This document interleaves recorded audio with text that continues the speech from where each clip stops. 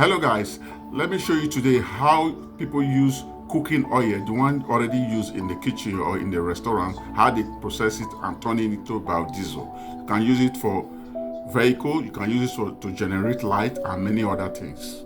Biodiesel is an organic, non-toxic, and biodegradable fuel made from everyday renewable resources like vegetable oils or animal fats. It can power your car's engine and help the environment at the same time.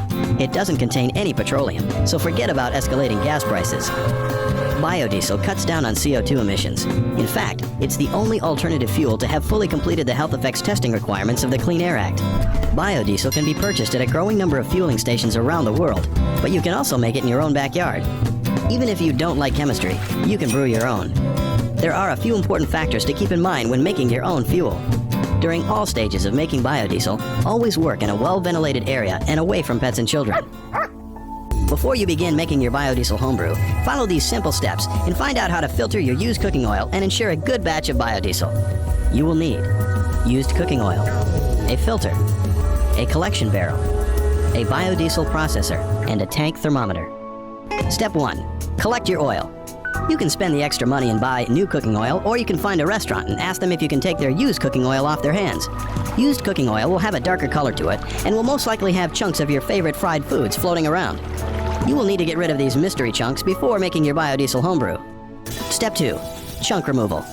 Filtering your used cooking oil will eliminate the chunks of food and other particles before you begin your biodiesel homebrew process. Larger chunks can contain water and can mess up your biodiesel reaction. Smaller suspended particles should also be allowed to settle so they don't attach to your heating element and muck up your processor. As you pour out your used cooking oil, let it run completely through the filter.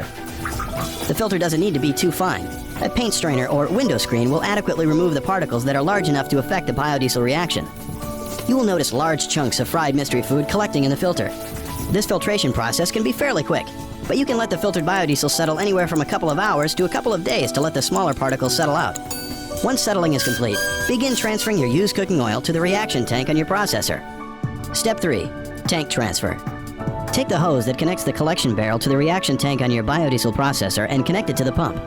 Open up the valve on the reaction tank and open up the valve on the bottom of the collection barrel. To activate the transfer, simply turn on the pump on your processor.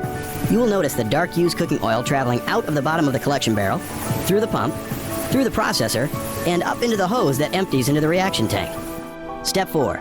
The heat is on. As your cooking oil makes its way into the reaction tank, you need to heat up the oil to about 120 or 130 degrees Fahrenheit. During the heating process, the pump on your compressor will circulate the oil. Circulating and heating the oil distributes the heat and prevents the oil from getting too hot right near the heating element. This heating and circulation process will take approximately 1 to 4 hours, depending on how much oil you are heating, the initial temperature of the oil, the outside air temperature, insulation on the processor, and how powerful your heating element is. Congratulations! You've just properly filtered your used cooking oil and can begin your biodiesel homebrew process. By choosing to use an alternative fuel, you've helped to cut down on CO2 emissions, cut dependence on foreign oil, and saved yourself some money. Nice work.